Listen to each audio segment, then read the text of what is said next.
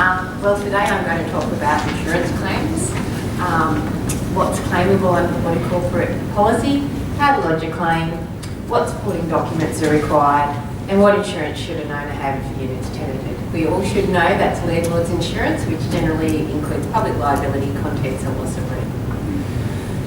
So what's claimable under the body corporate's policy? Does anybody have any ideas?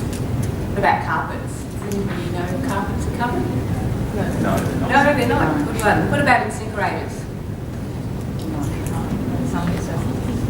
Correct, some are, depending on the policy. So what is covered under the body corporate's insurance? Well, we've got elevators, gates, escalators, satellite dishes, incinerators, sinks, basins, baths, stoves, pergolas, fences, outbuildings. Outbuildings must be attached to the building. They can't be a garden shed that's contained within the exclusive use area. External signs, external awnings, swimming pools, underground services, TVs and other antennas, shower screens, doors, toilets, built-in cupboards, windows, walls, closed-in balconies, ducted air conditioning if it services more than the one lot. You generally find that in high-rise buildings where it's ducted throughout the system, but then in that situation, the cassettes that are contained within those lots are not covered. It's only the ducting to the cassettes. Hot water systems servicing more than one lot, so that's if you're on bulk supply hot water and your tanks are up in the roof. And fixed tiling. So what's not claimable under the body corporate policy? We've got carpets, curtains, blinds, loss of rent for tenant default, dishwashers, domestic appliances, temporary walls, floating floors. However, some insurers may cover the cost of floating floors and it depends on the policy. Hot water system servicing one lot. So if you've got a little mini hot water system shoved inside the laundry cupboard, then that's a lot of responsibility if that blows up. Air conditioners that only service the one lot. Contents, they're your general contents if you've got a furnished unit such as fridge, couches, etc. Carpet underlay, ceiling coverings, temporary floors, fixtures removable by a lessee at the expiration of the lease. These items must be covered by the landlord's policy, which the owner will have provided when they've engaged your services. Smack them if they don't. So what's an insurable event? Storm damage, as you can see, tree smashed the roof. That's all covered by the insurance. Vehicle impact, malicious damage or vandalism, broken glass. A little bit fast. So what should you do when you've received a report from your tenant on an insurable event? Contact Capital or your body corporate manager. So where to start with lodging a claim with the body corporate's insurer? There are three key components that are required to lodge a claim through the body corporate's insurer. One, claim form to be completed and signed by the owner or the agent. Two, quotes for results of damage are to be supplied with the claim form. Three, an invoice that identifies the source of the problem has been repaired. Quick example, broken roof tiles and water damage has been reported inside the unit. The broken tiles need to be repaired and a cause invoice provided. This is considered a maintenance item, but quotes for resultant damage, so repairs to plaster within the unit, must be provided when lodging the claim. So you've got your cause, broken tile, and then you've got your quotes to fix the plaster. And they all need to be provided to the insurer. The insurance team at Capital are happy to assist with any questions that you may have when lodging an insurance claim, and then telephone numbers are available on an annually launched website. So why are these documents required?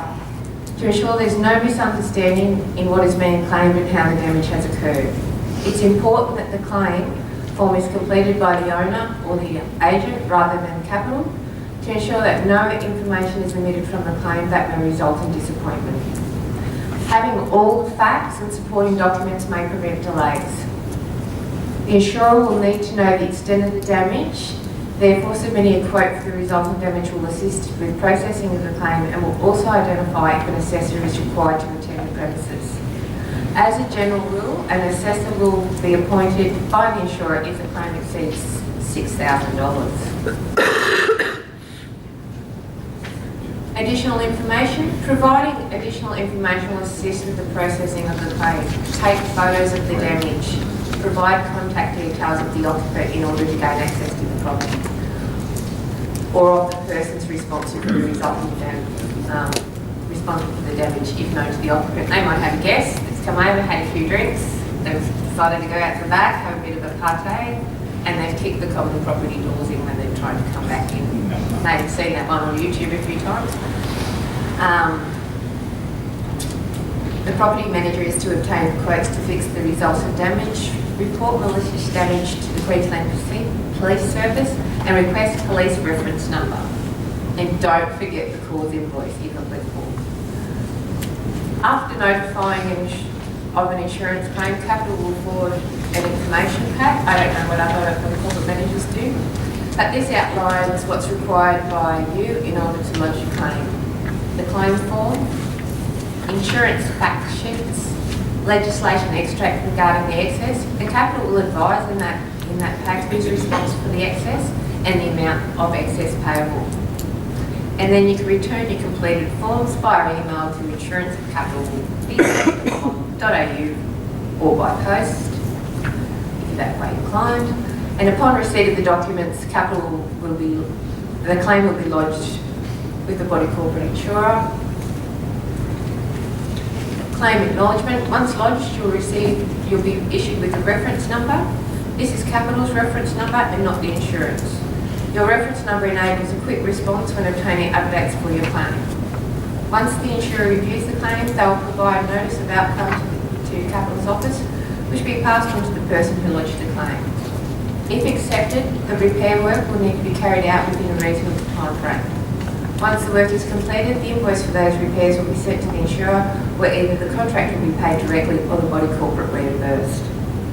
It's important to note, following the summer storms this year, that a number of claims remain outstanding across Queensland, and body corporate managers are working with insurers to finalise these claims.